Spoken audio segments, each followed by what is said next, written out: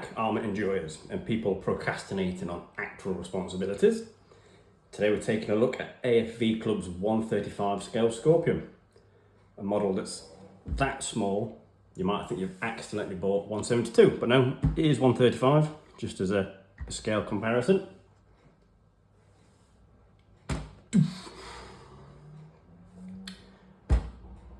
.135 scale AS90 versus 135 scale CVRT Scorpion. British engineering, also available in fun size. Pop that there. So as usual, AFV Club provides a sprue layout, which I'll put on the screen now, that looks like someone dropped a Lego set into a blender. So many teeny tiny parts. In fact, I'm convinced that the designers must be ex-watchmakers who got fired for caring too much about detail, but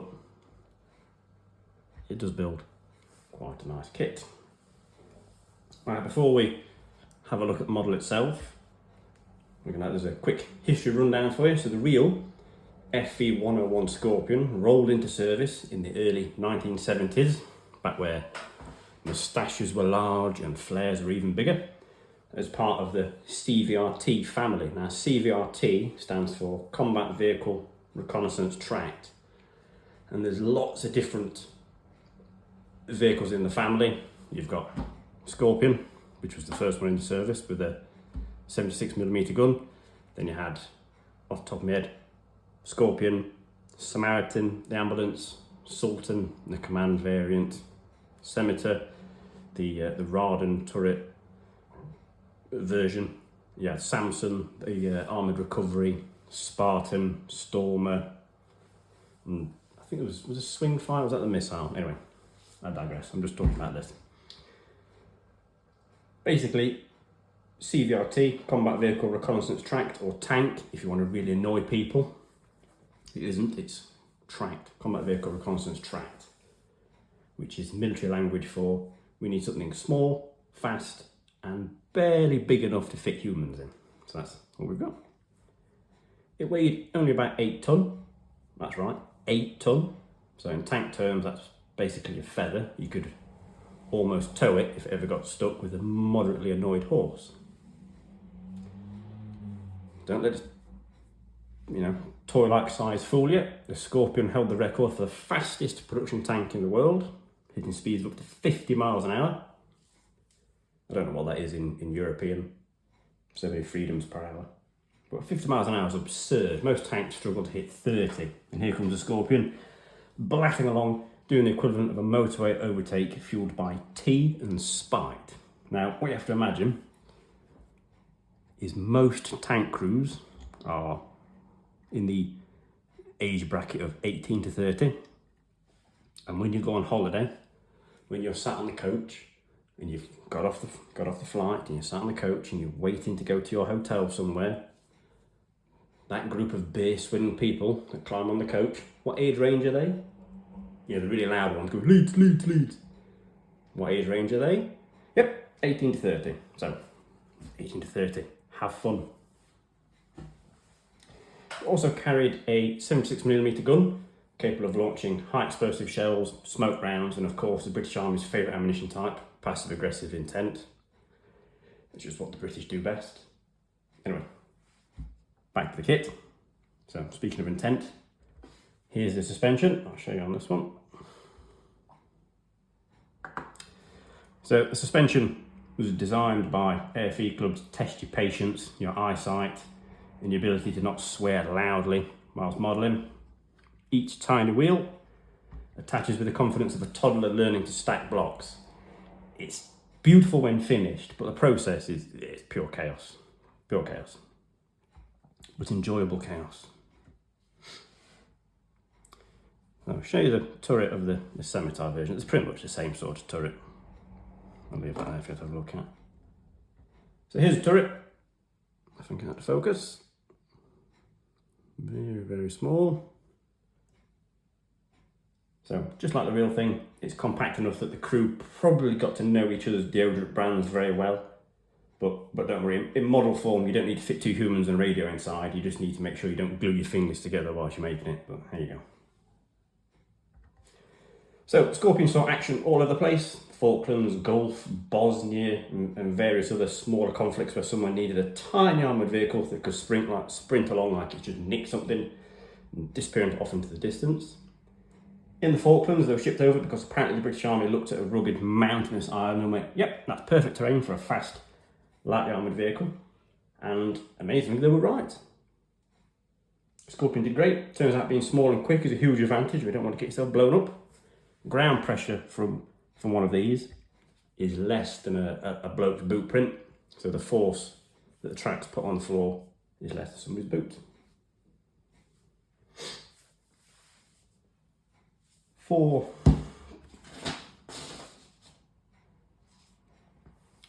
Took me instructions everywhere. So for painting, I went with a warm finish because the Scorpion never looked pristine for more than 5 minutes. You know, these things lived hard, fast lives. Mud, rain, rocks, sheep, you name it, they drove through it. Added some weathering in honour of the classic British Army philosophy of if it isn't rusty, muddy or mildly broken, you're not using it properly. So, yeah. If I remember, I'll put some pictures up of it in service, being all glorious and 1970s. So, there it is. AFV Club 135 Scorpion, the tiny Titan of reconnaissance, the fast, angry shoebox of the British Army. The vehicle that said, I'm not small, I am compact and tactical. It is a great kit, but be warned, it contains enough tiny parts to make you consider every modelling decision you've ever made in your life. But it is quite an enjoyable kit.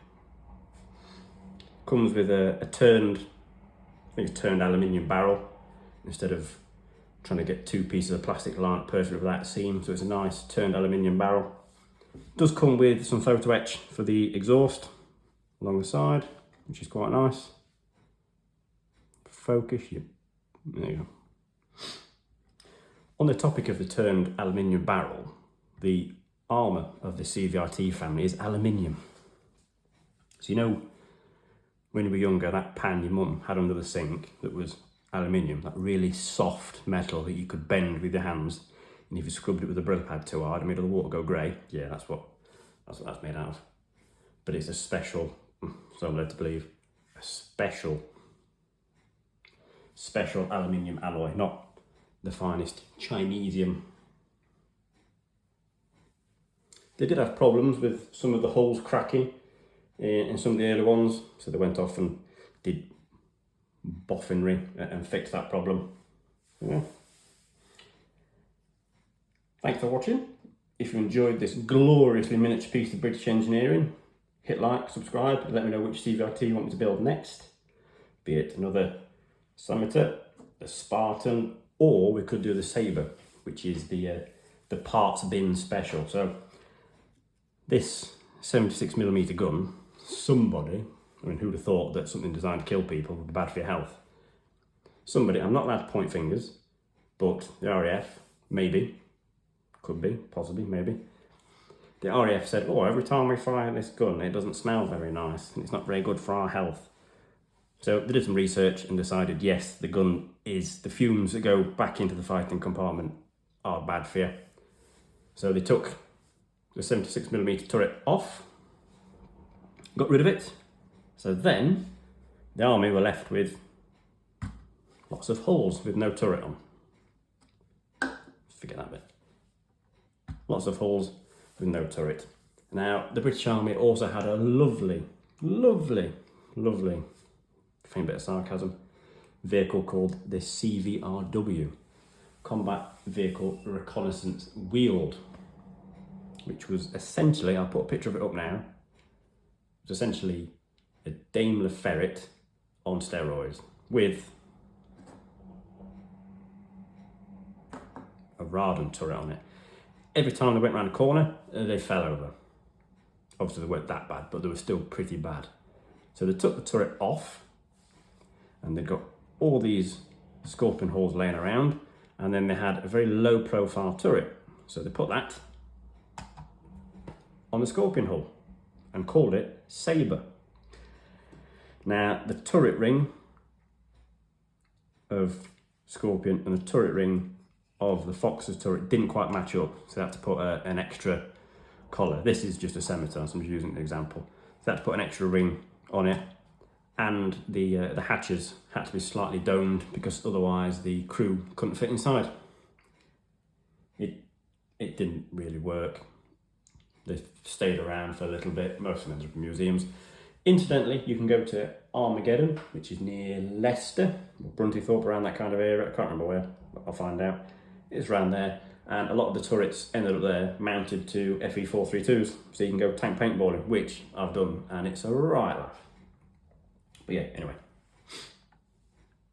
Scimitar, Scorpion. So yeah, thanks for watching. If you enjoyed this gloriously miniature piece of British engineering, hit like, subscribe, and let me know which one should do best. And remember, even tiny tanks deserve big sarcasm.